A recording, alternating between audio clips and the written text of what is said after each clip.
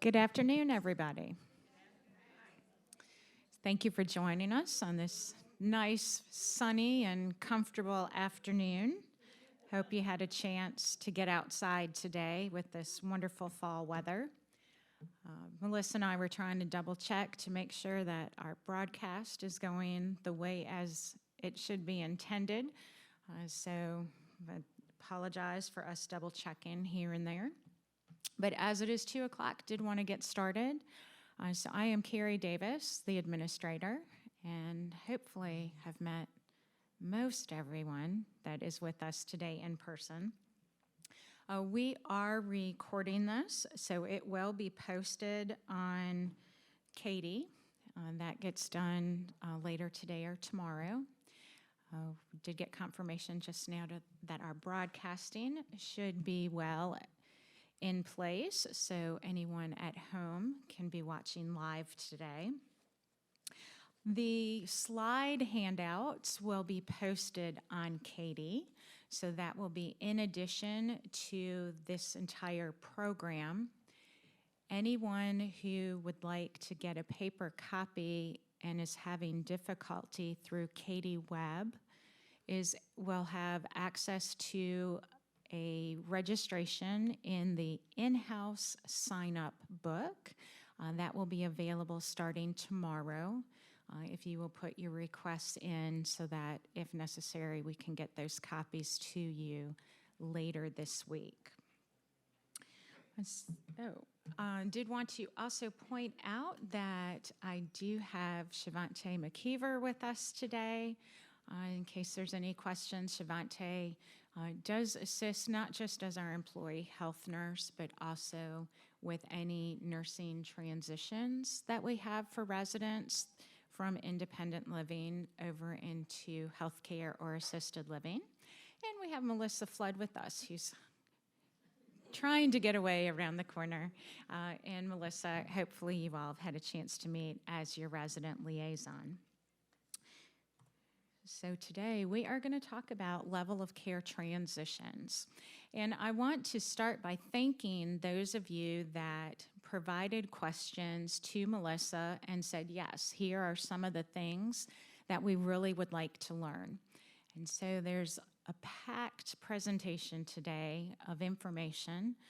There are questions and answers of some of the questions that didn't quite fit in the formal presentation, but we wanted to address today. And then we also, at the end, have a list of future programs that we would like to present. So I will be going through all of that today, and then additional questions towards the end, and hopefully we'll be able to do that without anyone telling me I'm talking too fast or too slow. But if you can't hear me, please let me know. So today we're going to start out with focusing on healthcare and what is needed for an admission to healthcare. And the slide will show for you that there are several key items that are absolutely necessary no matter what for an admission. So we start out with the complete history and physical. The history and physical could be on a document that we provide to the physician, or it could be auto-generated from the hospital. So part of that will depend on your location at that point in time. We also need to have tuberculin test results, so that's the TB. That can be done through a skin test. It can also be done through chest x-ray evaluation. And so if we happen to be at the hospital and we had a chest x-ray for any reason, a lot of times that same x-ray can be used to count as the tuberculin test, and so you don't have to have a second test. We also do still require a COVID test, preferably negative, but if it is positive, we need to know what stage of COVID you're in and what extra precautions need to be provided. And then it says insurance approval if required. There are times when I'm coming from the hospital that I may have a qualified skilled stay that Medicare or my replacement plan for Medicare will contribute towards. Depending on the type of insurance I have, I may require having an approval before I leave the hospital to have any of those services funded. So not everybody requires the insurance approval, but if there is a requirement to have one, that definitely has to be provided before someone leaves the hospital. Also, we do look at confirming equipment needs because we want to make sure that the services can be met if we say that we're meeting those services and equipment can be in place. So while not everyone needs special equipment, if there is special equipment to treat a particular diagnosis, we do want to make sure we have that information in advance. If there's any question about what equipment is needed when we look over that history and physical, we will continue to pursue to make sure those items are spelled out and that we can have them procured before an individual arrives. Yes, sir. Aren't most of these things for all of us on record here at Covenant Woods? So the question is, are most of these things on record for all of us here at Covenant Woods? And the short answer is not really. When I move in initially, I do traditionally provide a history and physical. But if I don't require additional services, which within the first 30 days of that being completed, it is not considered valid for an admission to another level of care. So we do have to start new, if you will. The other piece is even if it's been 30 days and there's been a significant change that I require services that I did not previously, then that has to be properly documented as well. So we might have a general idea for residents as to what they previously required for equipment or some of the types of services that they were taking advantage of, but Covenant Woods does not maintain an active medical record on every independent resident. We do provide that for residents in healthcare and assisted living. Does that help answer the question? Yep. Okay. Not necessarily the answer you wanted, but it answered the question. Okay. Yes, ma'am. These things have to be done prior to admission. Can that be done on a weekend? Okay, so we will be getting to timing in just a minute, so I will get back to your question in just a moment. Okay. Yes, I see in the back.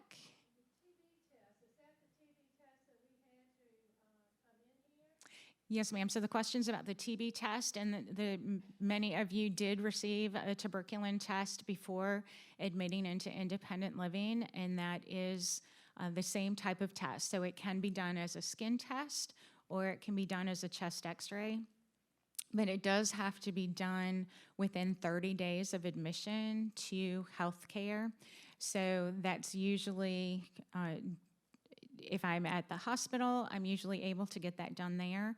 If I'm not at the hospital, we often arrange to do the skin test for you here on campus. In some circumstances, we'll arrange for mobile x-ray if timing is a consideration.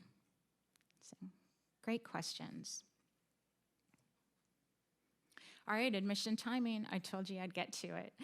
So admissions can take place any time of day, or really any day, as long as all of the needed items are approved, they're obtained, they're approved, and it's an appropriate transfer. And what do I mean about an appropriate transfer? When it comes to timing, we do need to get all the medical paperwork, and we need to know what equipment, if there's anything extra that needs to be put in place. If that medical information doesn't come until an extremely late hour, and I'm going to throw out 10 p.m. as an example, it may not be appropriate for the resident to move till the next morning. If they have just gotten to where they're comfortable and they're situated and they're being provided for, it may not be appropriate to move till the next morning. So we do need to take that into consideration as well. But as long as that information is available and approved and all of the services are set up in place, we can do an admission pretty much any time. Yes, ma'am. Will the hospital let you stay, or are they going to discharge you anyway because they think you're reached capacity of treatment? So the question is, what about the hospital timing? Does the hospital let you stay, or do they need to go ahead and do discharges? If we're reflecting on hospital transfers specifically, they too do have a limit towards the end of the day where they don't think it's going to be the most productive for the individual. But we do know that the timing of the discharge in relation to transportation can often come later in the day. And so there are times that residents will arrive late evening, usually before 10, but it can be after 8 o'clock because transportation has not been able to do that transport before then. If a resident has a medical condition that the hospital feels is appropriate for them to stay longer because of the timing of transportation, the hospital generally will approve that, and then they would just transfer in the morning. Very great questions. So there's one here, and then I'll come back up to the front. Yes, ma'am. What about weekends? You keep talking about 8, 10 o'clock at night. What about the weekends? Right. So the questions are about the weekends, and the weekends fall in the same category. As long as all of this information, let's see, all of the information on this particular screen with the completed documentation that we need to know what type of clinical needs are going to be required, what type of medicines are going to be required, that's included in that history and physical. The testing that needs to be done for clearance, for transfer, and then equipment being in place that can occur at any time. Does the emergency room know this? Do they have a copy of what they need to do? If they feel like somebody needs to go into a different level of care once they leave the emergency room? So the question is if the hospital has a list of information in the emergency room to know how to help assist with this, and I think we'll touch that a little bit more in a future slide. But yes, the hospital has information and has dedicated staff in place to help with said transfers. Unfortunately, it doesn't always work that way on that end either, but we will go over what our process is and how we try to help support that. But the short answer, does the hospital know, and do they know exactly what needs to be sent? Yes, they do. And there was a question up here right before we go to the next slide. Okay, so I understand the timing, and it means anybody can go into healthcare any day as long as all those things are met. Okay, do they go, if it's a weekend, who's going to, there's no person from Covenant Woods, so who accepts that admission? The nurse who is on call? Okay. So the question is in regards to, I believe it's more in regards to who approves admissions if information hasn't previously been provided. And we do so much like to keep abreast of where residents are, because we know that the hospital could potentially have a discharge date at any time, and the location may not always be determined in advance. But sometimes we don't even know. If somebody goes out on a Saturday morning, we wouldn't have known that until that Saturday. And so we do have, between the registered nurse who is here on the weekends and holidays and our director of nursing, we have that full ability. And it is generally the director of nursing that will still ensure that all of that information is in place to go ahead and approve and have that admission happen. So there is definitely information there. Yes, ma'am. There are going to be a lot of questions, obviously. Could Melissa or Shavante have mic to bring around so we can hear the questions? We certainly could. I would like to try to hold some of the questions, I think, a little bit until we get through some of the main slides, just so we are able to get through a little bit more of the bulk of the information, and then we can dive down as time allows, if everyone's okay with that. I see some heads nodding, but we'll see how that goes. Oh, no, I did hit it the right way. Okay, so the slide goes the opposite way that I'm expecting it to in front of me on the computer, so I thought I was going backwards. I apologize. And I need to make sure that I didn't go too many slides over. I did. No. This is very confusing. Let me try it the old-fashioned way. That was much better. Okay. All right, so,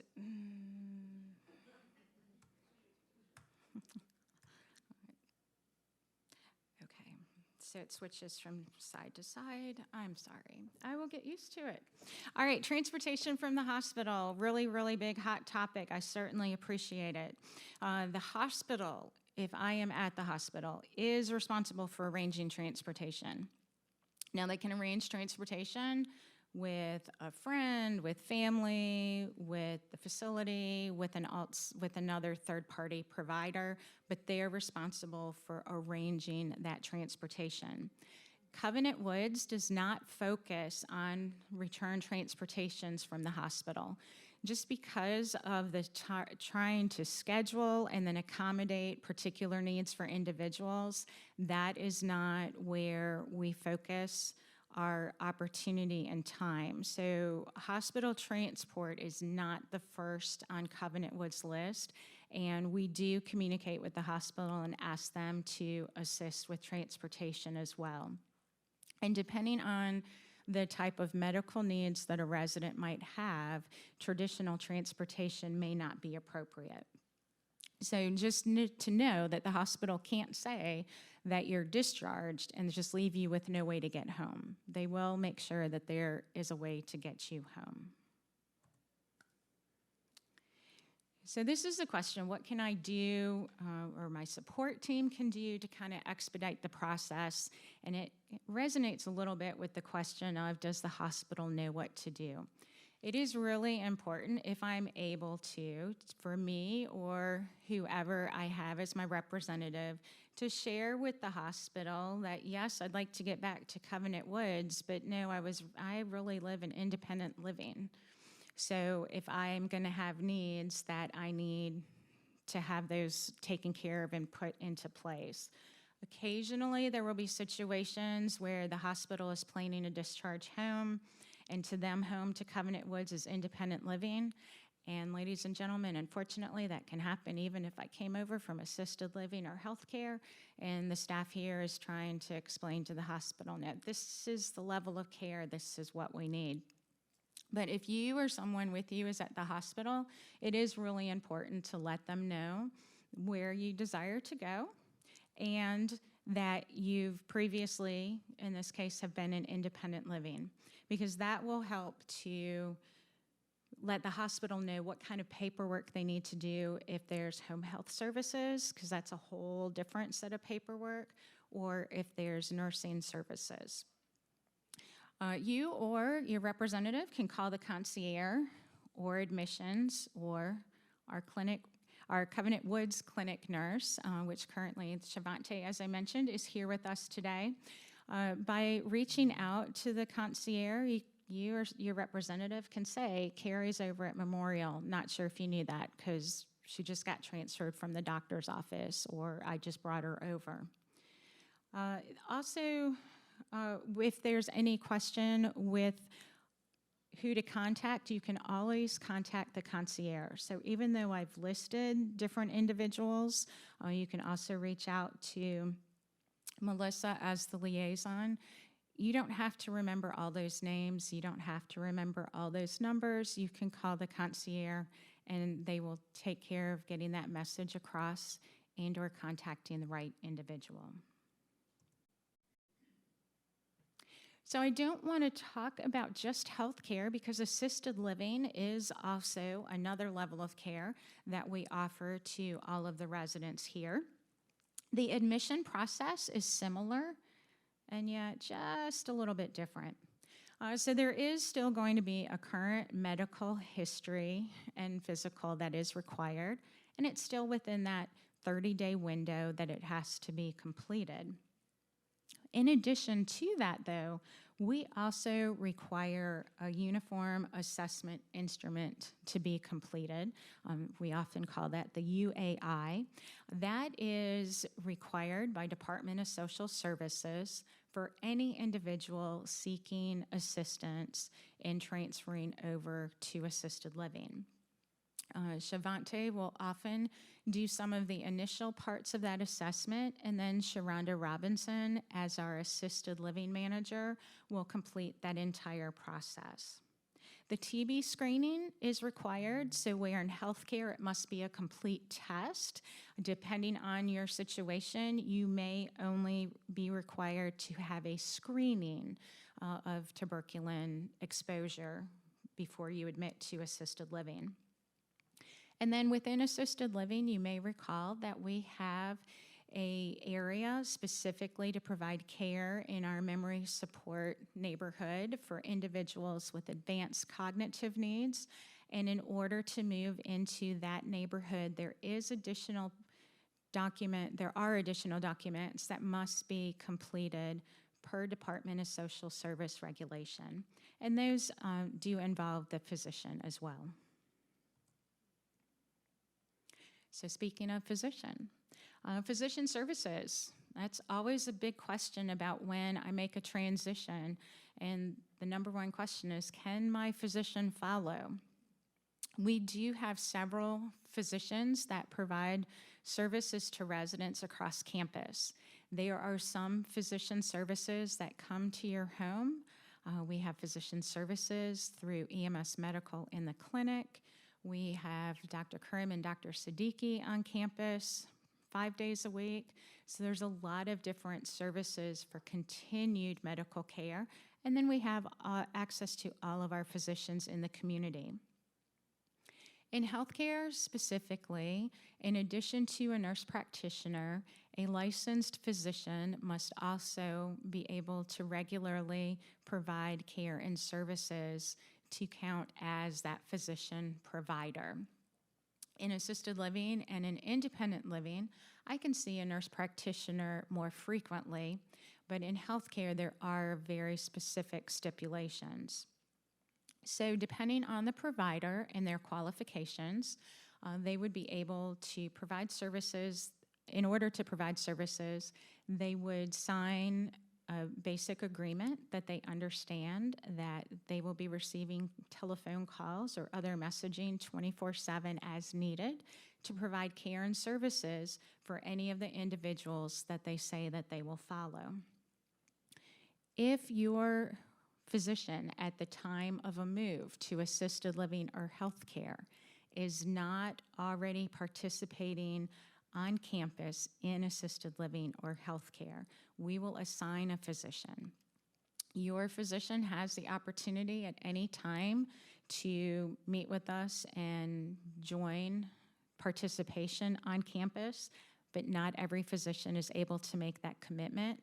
And there are some groups that I mentioned, visit in the home, even in independent living. They can do that in assisted living, but they're not able to do that in healthcare. So depending on the situation, you may have a physician assigned for that reason. Pharmacy services.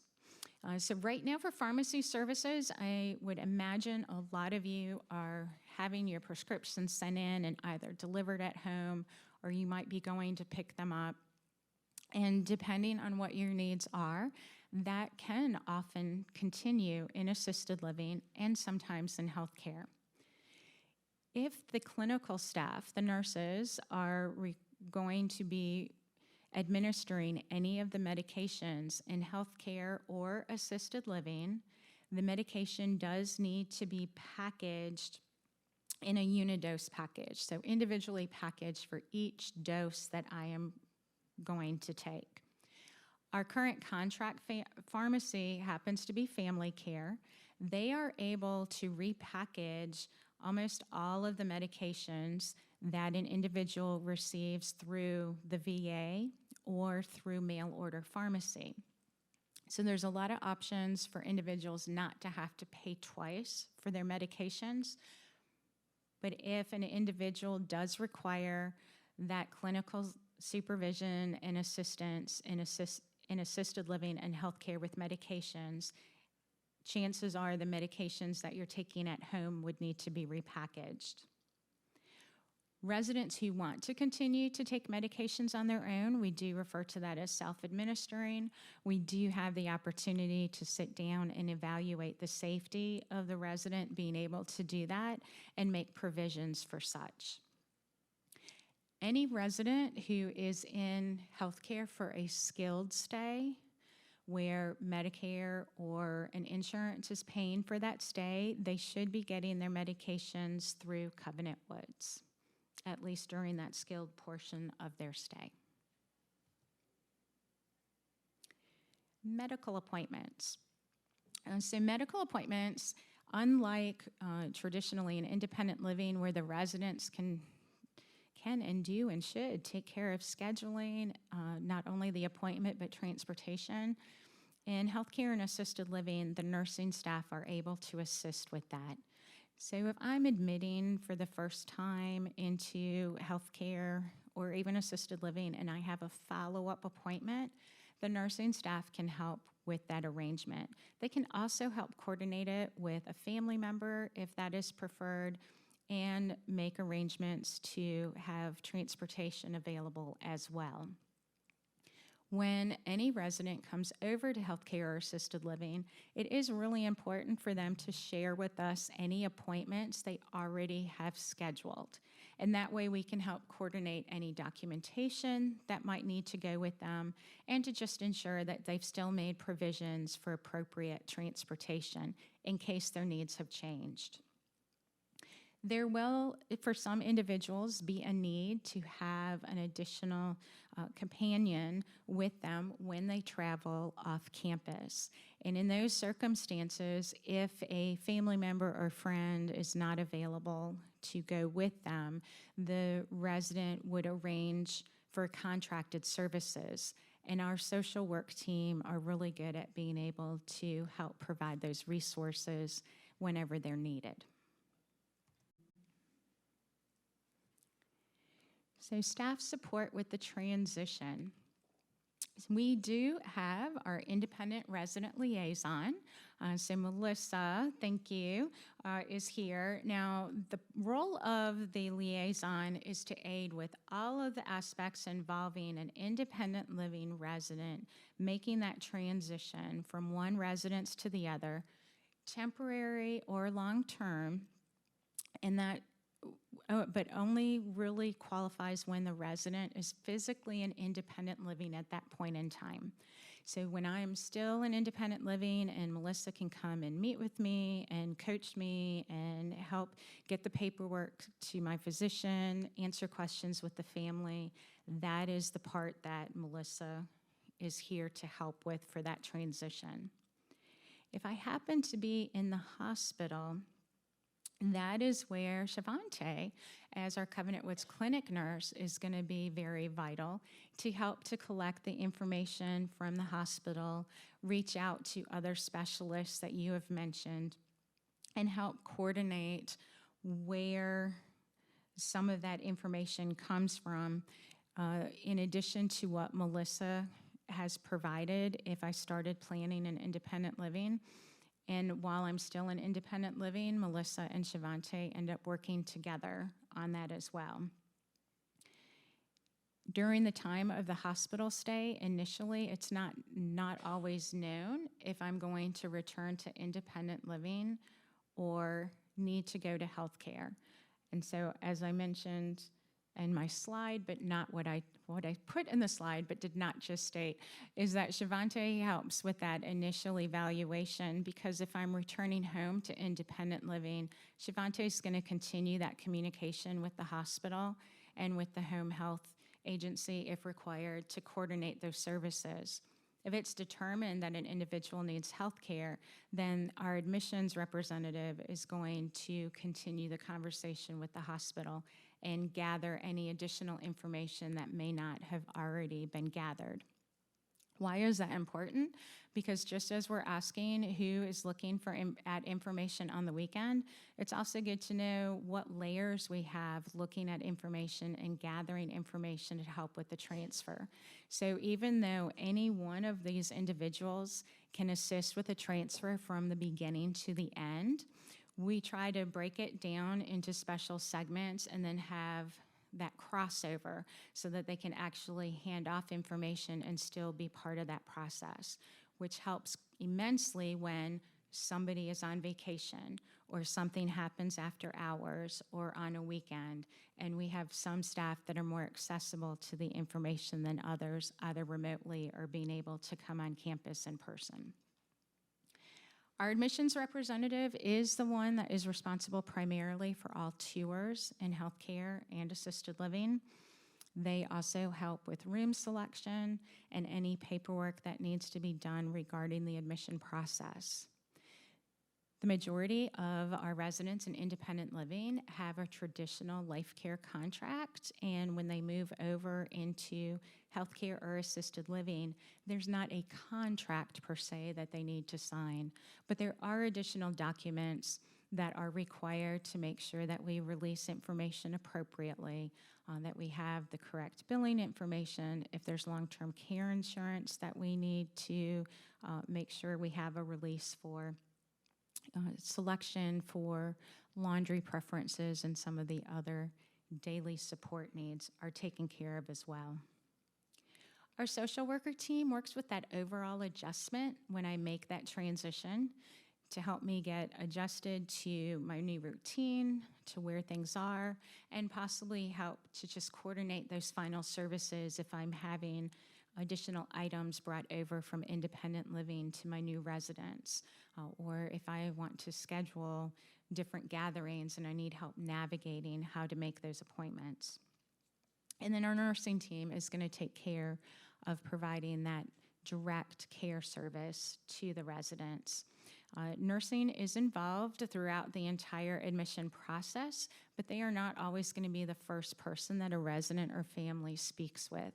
A lot of times those conversations are going to be with the resident liaison, the clinic nurse, or the admissions representative, just because those are the individuals that are on the forefront of gathering that initial information.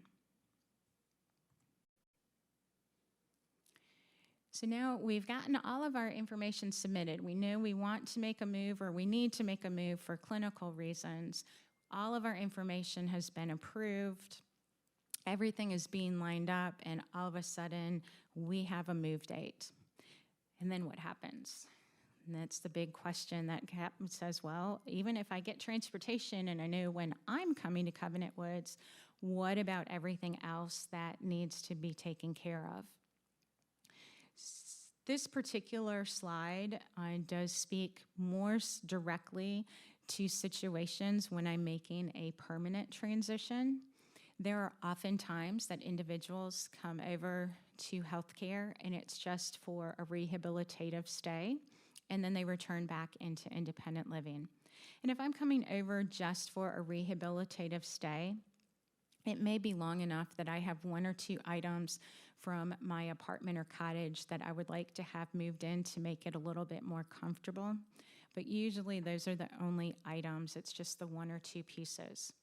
If I'm making a more permanent transition, a more long-term transition, then I'm looking at getting everything moved that I'm going to want on a day-to-day basis in my new residence, particularly in assisted living where I am providing all of my furnishings.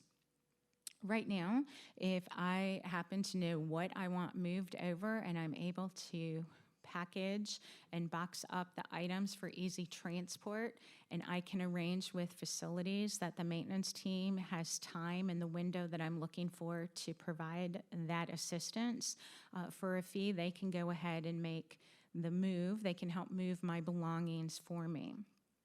If they can't, or I don't have anyone else to help me at that time, or I just want to have someone else do it, I can go ahead and choose a third-party mover. And our marketing team has a consistent list of those individuals that have gotten the best reviews from residents and staff in helping to make those transitions. We do end up sending a letter when it is that long-term permanent transfer from independent living to another level of care. You will receive, after communication and conversation about that move, you will also receive a written record of that move and the date in which everything needs to be removed from the independent residence. So in addition to having conversation and meetings with staff, you will get written documentation in accordance with your contract. And then again, anything that is left in independent living, you are strongly encouraged to have a third-party individual move the items if you're not able to or family's not able to. We do not have additional storage on campus for those items, but the contract does speak a little bit more to any items that are not moved. So what can I bring? Well, in healthcare, we are providing full furnishings for the rooms in healthcare. Even said, there's lots of space to bring in pictures and different items to make it more my space and my residence. So there any artwork, photographs, different items to hang on the walls, depending on my room configuration and my personal needs for additional equipment. I may choose to bring in a couple of extra personal chairs from home or to switch out some of my furniture with the nightstand that's there because mine already has everything where I know where it is. So we can look at making some of those changes. For safety reasons, the social worker and our director of facilities, who also serves as our safety officer, are going to meet with anyone wanting to bring in pieces from home to make sure that they meet within the safety guidelines that we're required to follow by the health department and the fire department. We also want to make sure that anything brought in does not create a potential hazard for the resident or others when they're visiting. So we need to make sure there's still safe room to get from point A to point B when going through the room itself. And right now, at no time will the big armoire in healthcare, the over-the-bed tray, or the TV be removed. Those are items that not everybody has pieces that equally will switch out with that, and so those will continue to remain in the room. Now, in assisted living, I already mentioned you get to fully furnish that yourself. So you're bringing the furniture that you're most comfortable with, the bed that you prefer, what seating arrangements you want, your pictures, different items you can hang on the wall. For residents who may choose at any point in time in assisted living to partake of a meal in their residence, they do need to provide a small table and appropriate chair. So that is a Department of Social Service requirement for eating in the room. So I'm going to go through the frequently asked questions and then open up to the group for some additional questions. And so one of the common questions that we've been receiving is, can someone admit to healthcare or assisted living without being a resident in independent living first? And the answer is yes. As space allows, we do have individuals from the community at large admitted onto campus. Do those same individuals pay the same fees as someone as independent living? And if I come in directly into healthcare or assisted living, I will be paying a higher rate than residents with a traditional life care contract. Well, if you're letting people in from the outside, is there room for me? Is a very common question. And we do plan all those admissions based on availability. We do look first at what the needs are of our independent population. Anyone who may even have surgery planned that has given us advance notice of surgery upcoming in the next couple of weeks. may not plan on needing healthcare services by any means, but we want to make sure that we would be able to easily accommodate without question if that need arises. The question often with space refers to as well, what happens if you still don't have space for me for some reason? And the contracts do specifically specify how we would address that. Can I choose which neighborhood to be in? Or can I pick what room, especially in healthcare?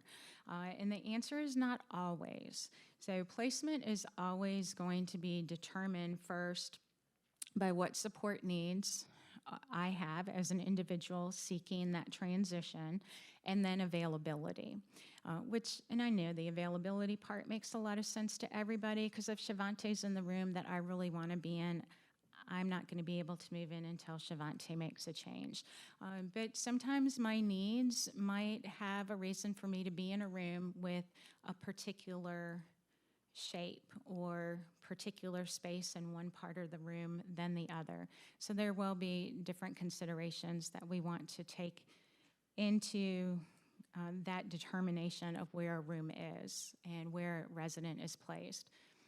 If I get moved into healthcare, for example, and it's just not the room that I really, really want, I can always say, I want to be in Shavante's room when she moves, and we will continue to work with that as well. So there is the opportunity to request transfer. Can I leave healthcare or assisted living? A lot of times individuals may think for some reason that if I move, I don't have access to anything anymore, anywhere on campus, except right outside my door in assisted living or healthcare. And that is not the case. As a resident of Covenant Woods, life care, or directly admitted to a level of care, I have full access to all the amenities and services on the Covenant Woods campus, as long as they're not contraindicated. Contraindicated traditionally is me personally and what my limitations may or may not be, and what my medical needs may or may not be. In the last couple of years, it also may relate to what's going on with infection control protocol. So as long as it's not contraindicated, regardless of where I go and call home at the end of the night, I have access to all of the amenities and services on campus. And we do have a lot of residents, as mentioned earlier, that come over to healthcare in particular for that short-term stay and do return home. The length of stay on healthcare will vary for most individuals, but those that are able to are definitely returning home after that recovery. So how do I have visitors? It is a little bit different, particularly the last 3 years. It's been different in healthcare and assisted living. And today, if I'm coming to visit someone in either of those two locations, I'm still going through a screening process before I'm able to visit, and I'm still required to wear a mask.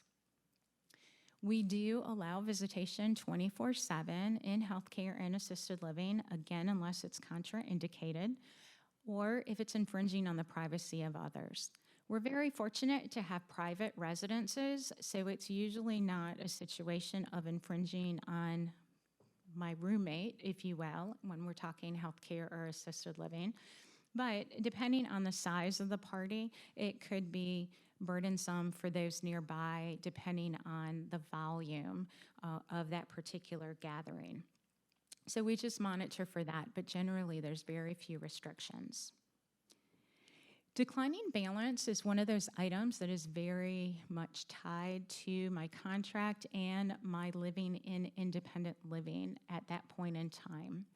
If I am ever in healthcare or assisted living on a temporary stay, I have full access to declining balance just as I did before.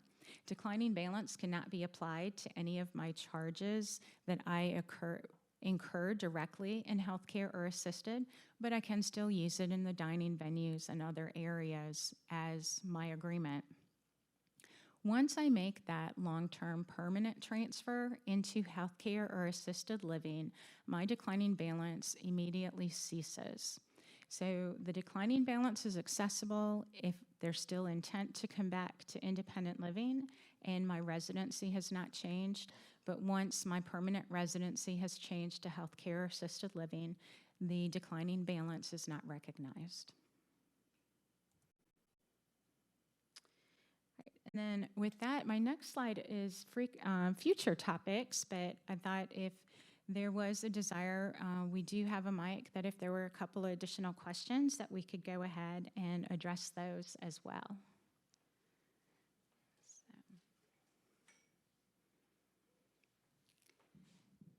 Okay, all right. And even if you do talk into the mic, if I repeat the question, please know it's not necessarily you.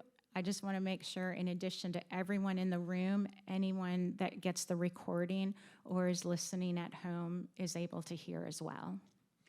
Have there been any examples thus far of situations where we did not have room for a permanent resident from independent living to go into either assisted living or healthcare? So that's a wonderful question, and it's in relation to making that transfer over to healthcare or assisted living and having or not having had space available to have a life care resident move over.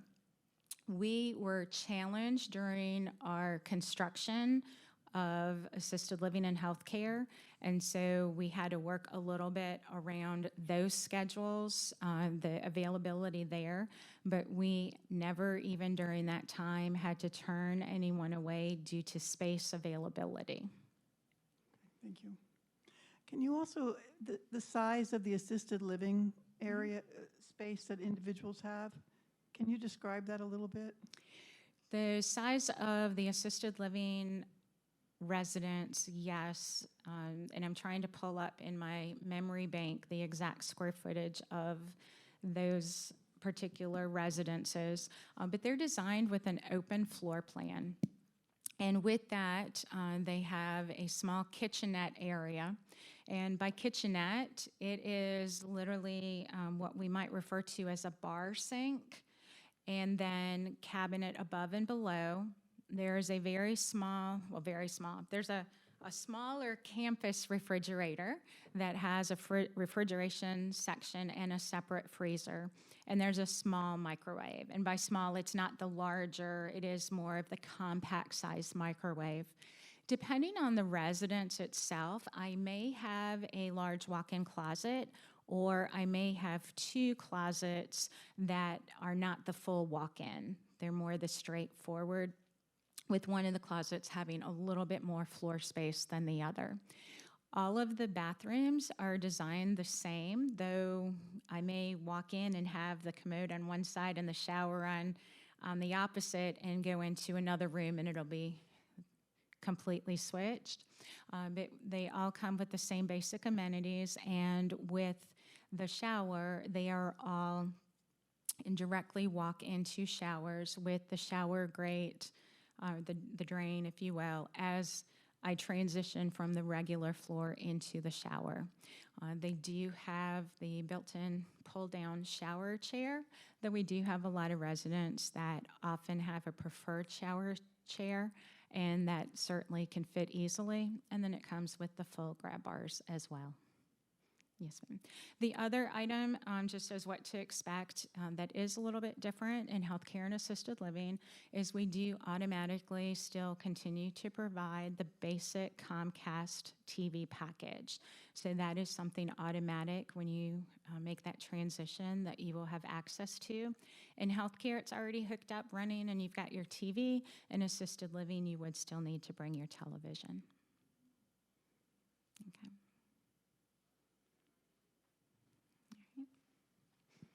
All right, she's going to get the one in the back and then come back up. I see from all that you've said what's needed to be admitted to health care, and everything certainly would take several days to take care of all this. Do we have anything in place should a resident in independent living in an emergency need to be admitted to health care when they're not coming from the hospital and they cannot care for themselves at home? Sure. No, that's a great question. And I'm sorry, did you? Well, if Shivante, please go right ahead. So- But I will ask that you walk up this way, Yes. so anybody at home, if they have a chance to see you on the split screen, they can see you as well. So No, gotta stay in the mic. this past weekend, we did have that happen where we had a resident that had to be admitted for an emergency. So I reached out to the family and they reached out to me. They got the documentation that they needed because it's the H&P that has to be done for that. I emailed that to that family member. They took it to their doctor.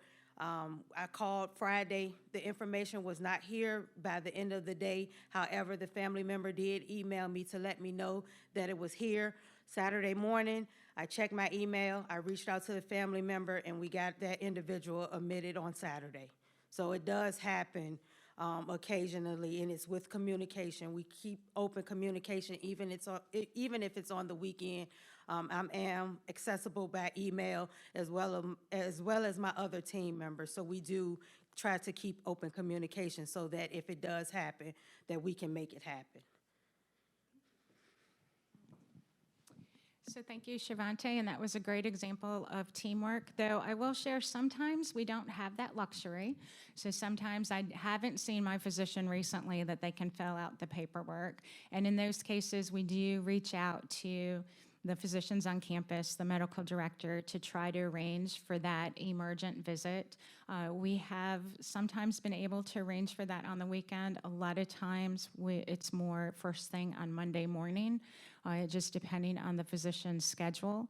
But we also talk with the resident and the family about other acute care medical services that might be available depending on the need. So the paperwork, as listed, does seem very daunting, but if I'm regularly in communication with a medical provider, it's generally very quickly available. Great question. Yes, ma'am. Yeah, I imagine this is in the handbook, but I couldn't find it recently. Can you go over, there are times when you've got individual residents, people that live by themselves, that have surgeries, orthopedic, what have you, stuff happens. And they're going to be non-weight bearing for a couple of months, and things segue and there might be complications. And all of a sudden they've been in healthcare for 4 months. Is there a cutoff when you've been over there for a long period of time and you have your residence open for 4 months? Is there a time where it says, okay, we're going to put your stuff in storage, we're going to sell this unit, and we've got to find you another place when you get out of healthcare? When is that magic point? Because I think there are people that may not be aware that's a possibility. No, thank you. That's a very good question, and it is something that we don't necessarily feel a reason to even think about, not thinking that it would happen that way. But the question gets down to how long can I be temporary in healthcare before the decision is that I'm not going to be returning to independent living early enough that I need to go ahead and become permanent, that I need to have that permanent transfer and basically vacate my independent living rights, if you will.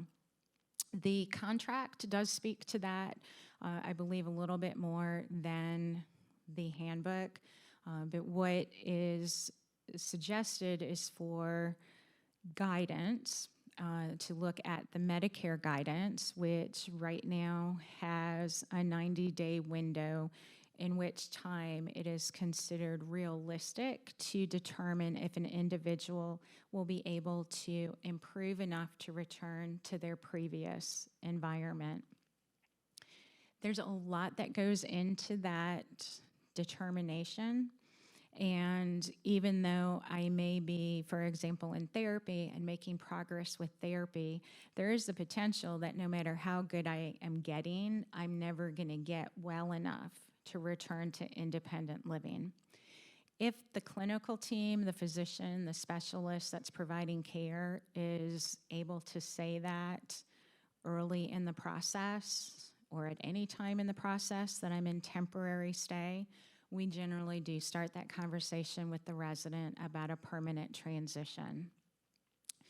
When an individual's making progress and they're just so close to being able to go back to independent living and resume with or without additional support services in place, we do want to keep working with them as long as it's feasible and as long as they're making progress towards that goal and they're close to that goal, we will continue to work with them.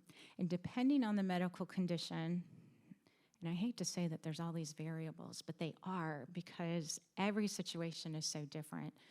But if I was in a situation where my medical condition did not allow me to start therapy right away, or I wasn't as responsive to therapy right away, and so several days passed, maybe 30 days, well, I have already cut into that 90-day period. But when I could start participating in therapy, I'm making really great strides. Well, we want to make sure that we're enforcing that opportunity to benefit from the therapy and make that transition back.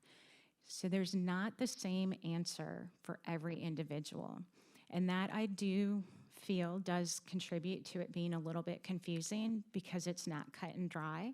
It's not cut and dry that everybody has only X number of days because we are all different and we want to make sure that we recognize that.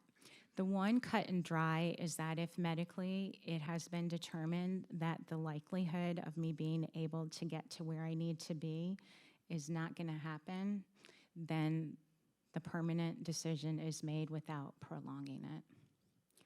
That being said, on a flip side, because we're human, medically things change. If I've been declared permanent, I make that transfer and I'm in healthcare or even in assisted living, and I continue to work at whatever it was, and a year later, all of a sudden I can do things. We have something in the contract for that too, where you can go back with the marketing team and we would look at a transfer back into independent living if it was appropriate. And so I just want to leave by saying that's not a complete one and done. It depends on the circumstance.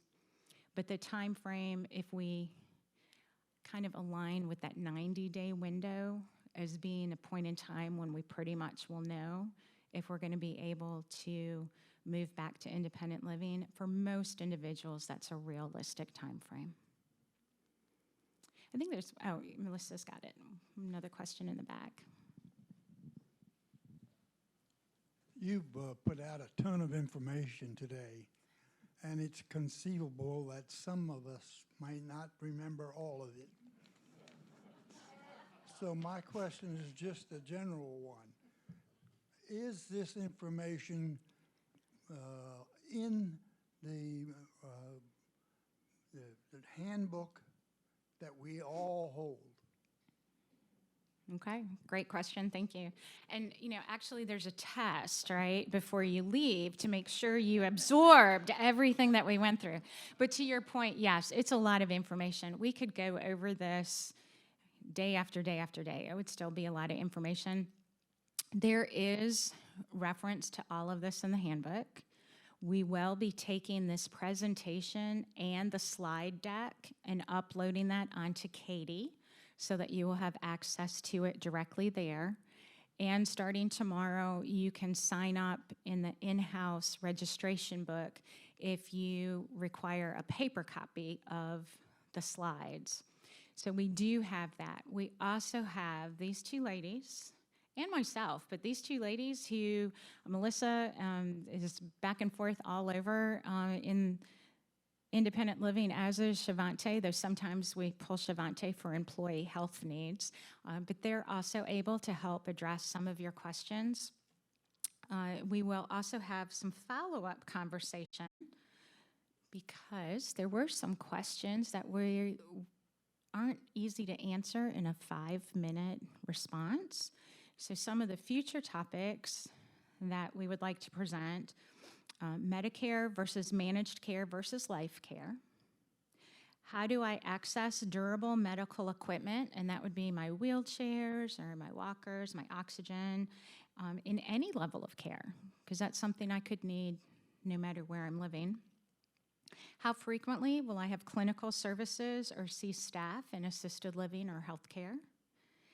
And what costs are associated with a stay in assisted living or healthcare? And that's a whole nother one, because then we end up talking very specifically contractually. And there's only about 11 different contracts. So even though we still talk about that high level, there are some variables to be aware of. So the short answer is yes. You're going to find it in your handbook. Is it currently going to be in your handbook in one specific condensed section like we presented it today? Not necessarily as easy for you to pinpoint as if you go on Katie or request the copy of the slide deck. But we would be happy to continue to address any questions at any time, because if any of you are like me, the presentation's good, I can take notes, I can go back to the slides, but it's 10 minutes after I've left, all of a sudden I remember the one question that would have made sense. So we're always here to help answer questions. Yes, ma'am. Did you have a topic of how to access healthcare on weekends and nights, specifically the protocols that we can use to do that? Sure. So the question is about addressing healthcare on weekends and nights and the protocol. And yes, that actually we will have. I did not put that one on here, and I apologize. But that is a very good one, because that is also where EMS medical services and dispatch health come into play. If it's something acute that I need, that they can provide services. So that too will be, yes, a discussion that we will want to have and cover those various facets of what that could mean, what that could look like for somebody. Great question and suggestion. Any other questions this afternoon? I appreciate y'all hanging in with me for so long.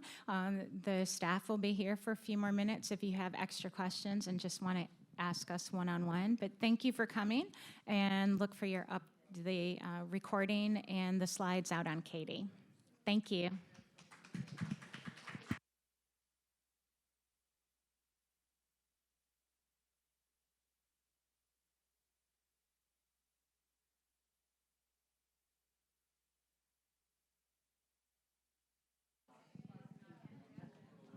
Hello, everyone. Before everybody leaves, I know it's been questions about when the flu shot is going to be, and they're going to be October the 13th here in the Commons from 8 a.m. to 12 p.m., and then it'll be on October the 18th, 8 a.m. to 11 a.m.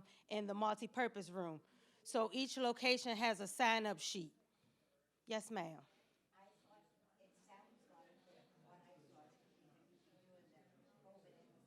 Yes, the COVID and the flu shot will be offered the same day. And the pneumonia is a different day. You can get both the flu shot and the COVID vaccine together. Yes, ma'am. And that information is on Katie. It'll be in the communique at the end of the week and in the connections. And you can always give me a call if you have questions.